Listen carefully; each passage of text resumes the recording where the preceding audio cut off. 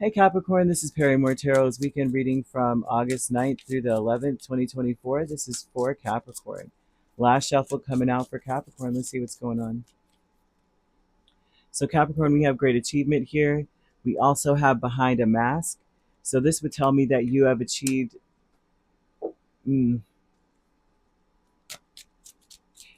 there's something here about people not knowing where you're coming from, what's going on with you. If anything, you've achieved the resting bee face and nobody really knows.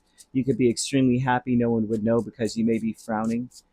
I tell you that most Capricorns I know, that when they're mad, they smile. And I'm always scared for the people that started something. I'm like, they're smiling, and I think that means that they're going to kill you. I feel like if Capricorn smiles during some kind of an argument, run. Okay, not me because I'm a bold lion, but I wouldn't run from anything. That's probably why whenever they make jokes about signs, they always say Leos die first because we're always so bold. Like, what do you want? What are you waiting for? And you don't want to do that to a Capricorn. I'm sorry, but I will do it. so, uh, but y'all love me, right? Y'all love me. But anyhow, joking. Me and my jokes, okay? Y'all know I'm cheesy. So, the Ten of Wands, King of Cups, Hierophant, and the Magician here with the great achievement with these signs over the whole reading. Let's see, Emperor, Five of Pentacles, and Queen of Pentacles. This is talking about having self-respect in so many ways. Okay, that does speak about self-respect. It does speak about people respecting you, but they will only respect you as much as you respect yourself. And I know how that sounds. It's like cliche, and everyone says things like that.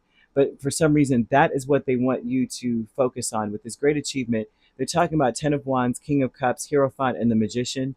A lot of this is telling me that you have a lot of labor of love issue things. Not it's not issues, but things going on, things that come from love is like somewhat of like not necessarily a burden, but a lot of extra responsibilities or obligations. Like like children are they're born from love, right? We fall in love with someone, we come together in the most beautiful way possible, and then we have a child, and it's like, holy crap, this is what our love created. Holy moly, lots of work.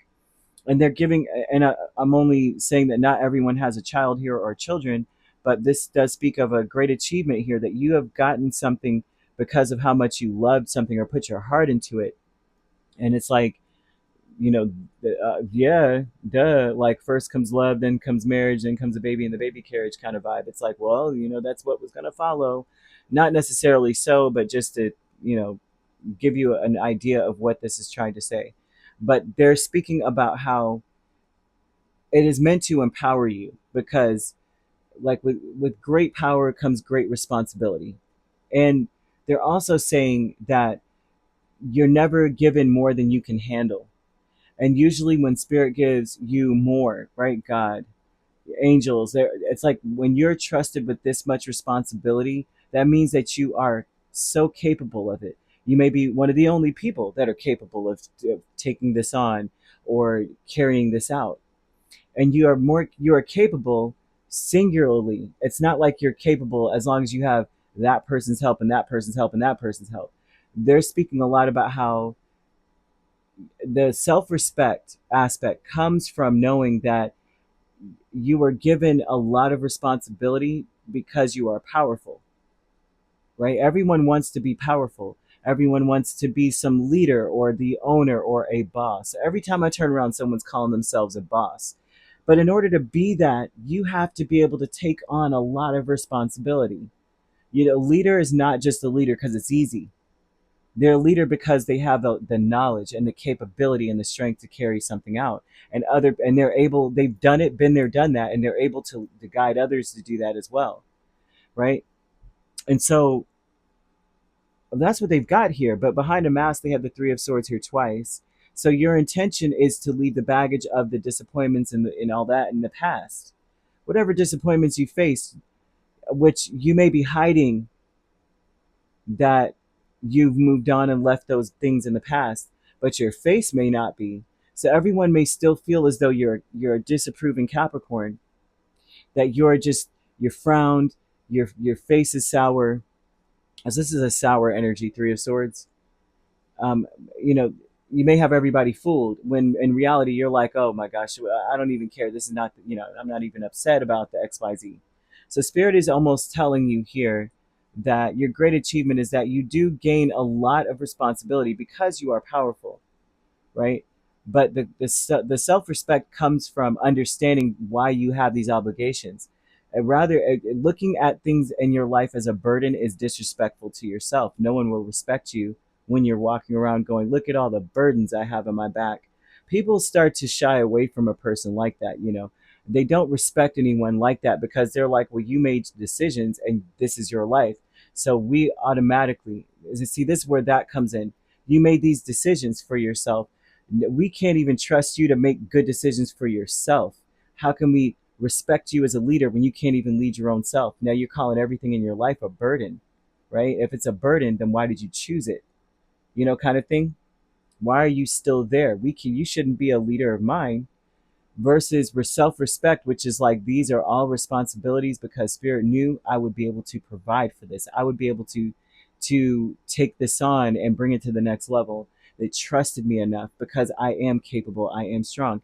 That's the hallmarks of a great leader. It's not arrogance, it's like understanding and giving, paying homage to spirit, right? And then all the everyone else is looking like, I want to be under Capricorn because Capricorn will show me how strong I am, because they recognize that their own strength. They recognize their own strength rather than seeing their life as a weakness, as a victimhood. Nobody wants to follow a victim, someone with a victim mentality at all, right? Which would be the person that says, "These are all my burdens." They're like, "Yeah, yeah, whatever." So there's something about needing to your face, your facial expressions, and I say that because behind a mask, which means the mask is the Three of Swords, which is brooding, sad, miserable, disappointed, heartbroken, even. You may be looking everyone's like, oh gosh, here comes Capricorn. They're upset, right? Here we can't get anything right, Five of Pentacles. What more do we have to do with the Queen of Pentacles? So there will be a vibe of you needing to show the flip side of these two cards, which would be that I left all that in the past. It's like better days ahead. You need to be able to, that should be where things are, and I'm sure they are, right?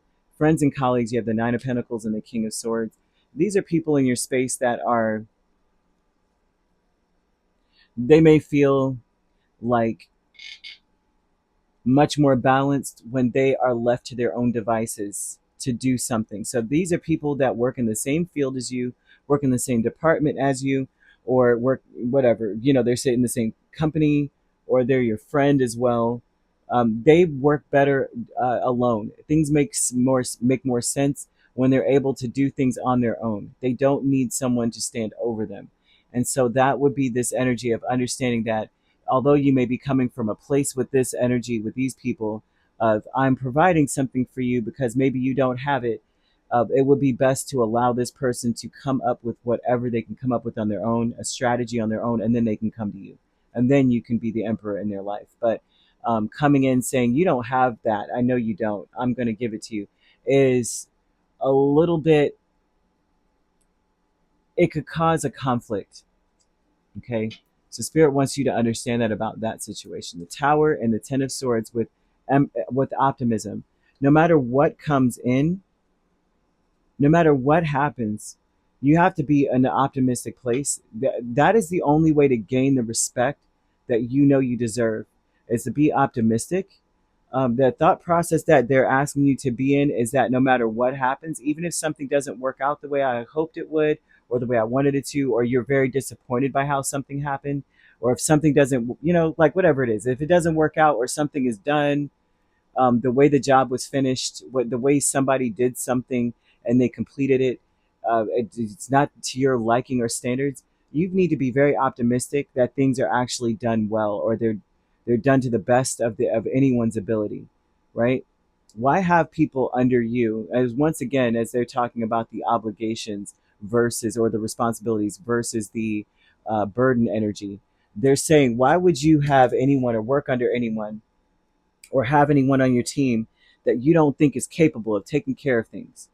That just, it's like, once again gives someone the vibe of we cannot trust Capricorn to rule us, because Capricorn doesn't even make good decisions for their own kingdom, right? They don't even trust the people that's in their kingdom. Why would I trust them to help me do anything or tell me what I need to be doing when they don't even do what they need to be doing, you know? And so it's very important to see things from a very optimistic tone, from a tone of, you know, things happen. If there's something ends, that's okay. We just continue to keep going. Like, I know that spirit put me in this position because I'm capable. And if that is not part of the deal, then that's just spirit said that's not part of my deal. That's not part of what I'm supposed to be doing. So I understand that and I accept that, right? So I hope this makes sense, Capricorn. I'm going to leave that with you. You could be dealing with an Aries, a Taurus. Aries very strongly. We also have Cancer. Oh, we have Scorpio as well. So Aries, Scorpio, Taurus, another Capricorn, Virgo, Cancer, or Pisces, Gemini, Libra, Aquarius. So you could be a Capricorn, Aquarius cusp. You could be dealing with an Aquarius, Pisces cusp. We have Pisces, Aries cusp, Aries, Taurus cusp, Taurus, Gemini, Gemini, Cancer. We also have Virgo, Libra cusp, Libra, Scorpio cusp. And if you're not dealing with those signs could also be in your chart. Right? If you'd like to book a personal reading with me, my links are on my page. Peace, love, and light. Take care.